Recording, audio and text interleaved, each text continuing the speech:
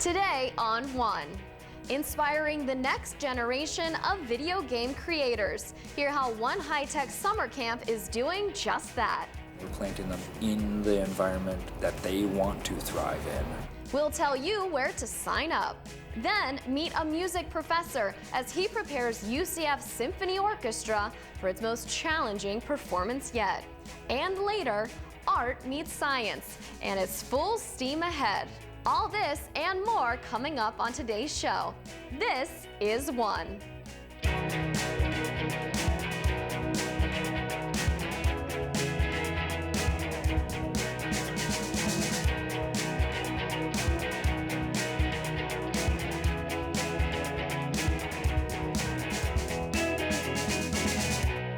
Hi and welcome to One. I'm Amy Rogers. Today we'll take you from a symphony under the stars to a group of students who creates art from science concepts. We'll also drop in on the graduation of the class of 2011.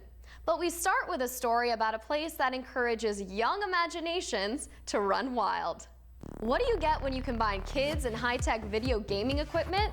It's a summer camp that only the Orlando Science Center and UCF could create. Producer Aaron Jose takes us into the fascinating world of video games and digital media.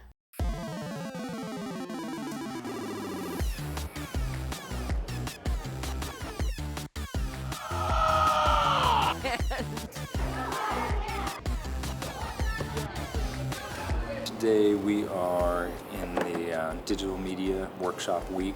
It's one of the summer workshops that they're having here at the Orlando Science Center. It is a week-long workshop for middle school kids to learn about digital media and also interact inside the Science Center around exhibits. So this machine right here, you see how it's vibrating? The vibrations of the sound waves make the little beads move. Today has gone pretty well, actually. All the kids have all of their footage shot for the PSAs, and now we're just getting ready to edit everything together.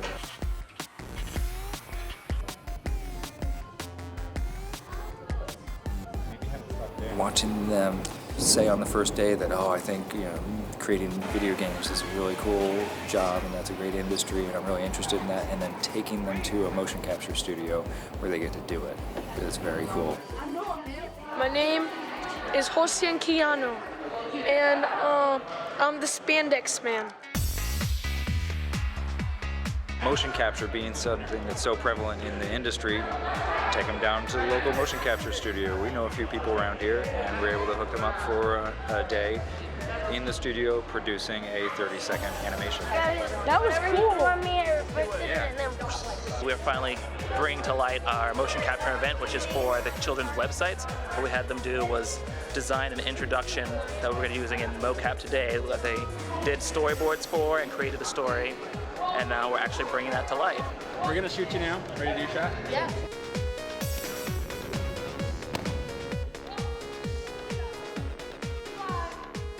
That was the best. That was the best so far.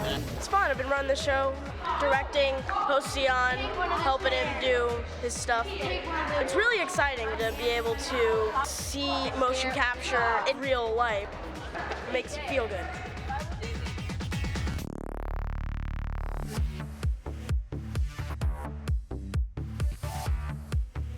We are at the last day of the science camp, and they're putting all their videos together and wrapping it up.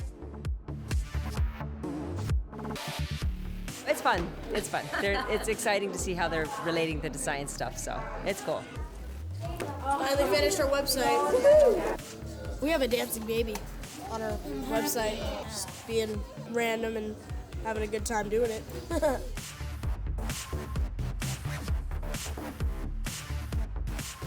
The whole idea of planting a seed, these are real active little seeds, and we're planting them in the environment that they want to thrive in. Those are the experiences that will last them forever.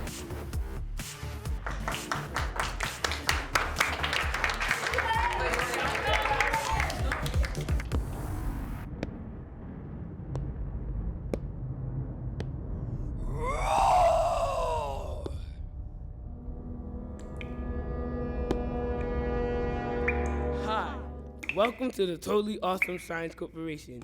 Here at TASK, our top priority is reminding people that not only is science important, but fun. Please enjoy our website. Bye. UCF's CREATE program actually stands for the Center for Research and Education in Arts, Technology, and Entertainment. If you'd like to learn more about their cool summer camp program, log on to osc.org. Click on the Education tab, then click on Camps.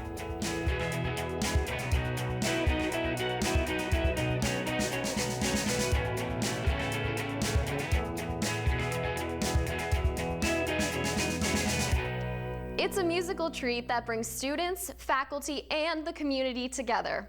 Laszlo Morosi is the conductor of the annual Symphony Under the Stars, and he gives us a peek into the work behind the performance of Mahler's Symphony No. 1 in D major.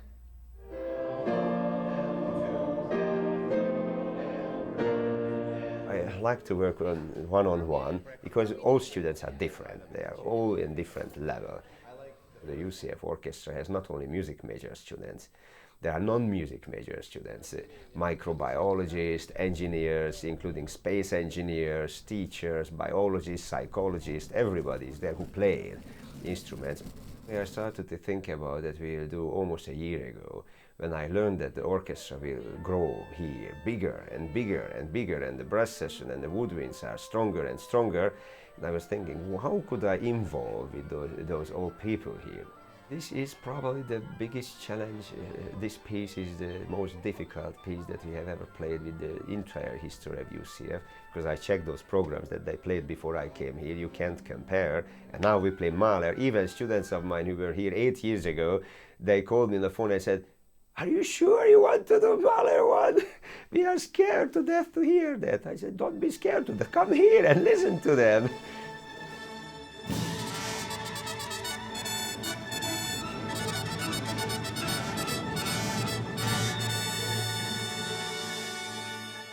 He created a very special symphony, and he calls a symphony in D major.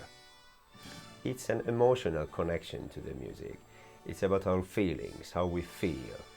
If you go to the philosophical part of it, you see it's about us, about human being. The big question, why do we exist in the earth? What is the goal of the human race? What are we doing? And he raises this question several times during the piece. And in the very end, there is a big victory of the piece, which says, don't think, just enjoy every minute.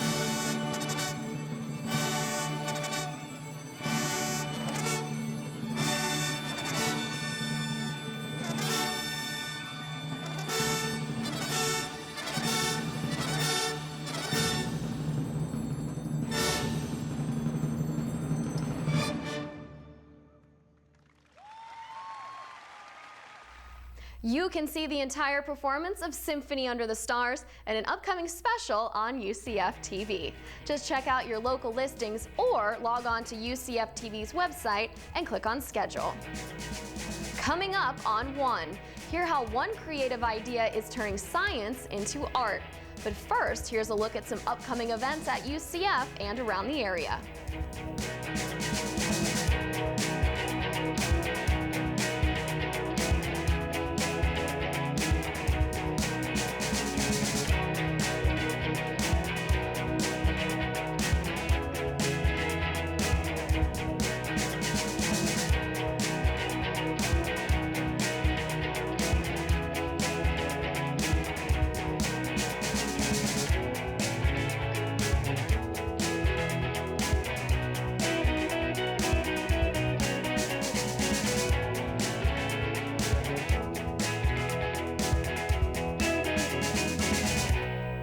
can something like nanoscience influence art? An integrated program at UCF is bringing art, engineering, and science students together to show how science can inspire art. It's been interesting to watch this process. I'm an engineer, so I've really never been involved in a lot of creation of art. But what we found is that the process is very similar. 18 artists in the advanced sculpture class worked with undergraduate researchers to learn about nanoparticles, a material found in everything from cosmetics to sporting goods. With nanotechnology having both positive and negative effects on the environment, artists then interpreted the science into an art form. They can see the application, they can see potential concern, for example, with the nanoparticles. It gives them a visual, it gives them something to remember the science. Student Theum and Essen created an identity for the nanoparticles. That's why I have a bunch of fingers and everything like that. So whenever you have a little thumbprint, they can backtrack you. And that's why I also put a face on it to give it more of a definition rather than just a circular sphere. Let's take a look at this one too. This one's pretty creative. That some nanoparticles have been shown to affect DNA. And so she was showing that interrelationship between the nanoparticle and maybe some effect on humans. She has feet and hands all over the place. She also kind of captures this motion. It almost looks like it could take off running. Here at the Full Steam Ahead event held at the Student Union, science students explain their research through posters, alongside the artistic interpretations from the art students. So we brought some people who don't work together every day, don't teach together, and we've created this, I think, very successful project that I hope will help a lot of people understand science a lot better. Students spent 3 weeks creating the art pieces. UCF is planning on continuing the STEAM program, which, by the way, is funded by the National Science Foundation.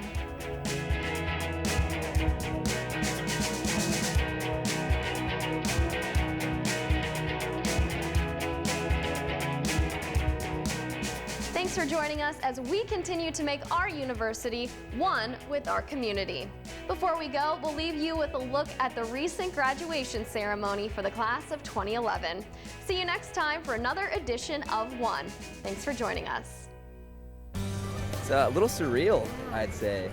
Yeah. It hasn't hit me yet that I'm not coming back. It's the last day, but I'm really excited to graduate. Excited, very excited. Above everything else, just excited and ready to go in there and do this thing.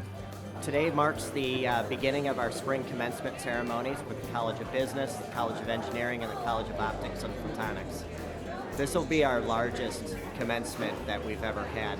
This spring we have over 7,000 applications for graduation, and we will have about 5,300 to 5,500 students participating in this weekend ceremonies. It's certainly an exciting time for our graduates and their families. Yeah, we're excited. It's bittersweet. We've had a great time here, but we're ready to move on. Yes, ready for the next adventure. Yeah.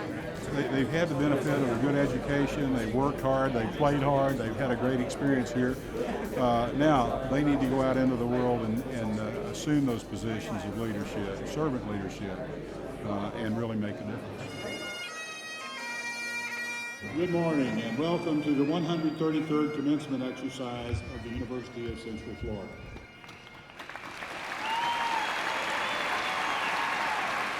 It's been a long journey and glad to be finished, but it's been a great ride. I'm taking away a lot of experience, a lot of friends that I've made throughout. I'm really happy. I have a job lined up back up in New York to work with Grace Industries.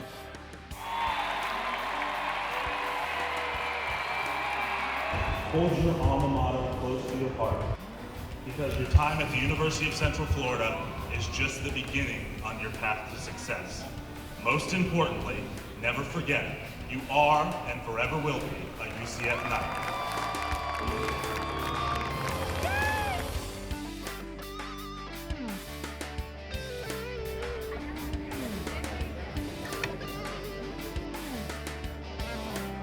Good job.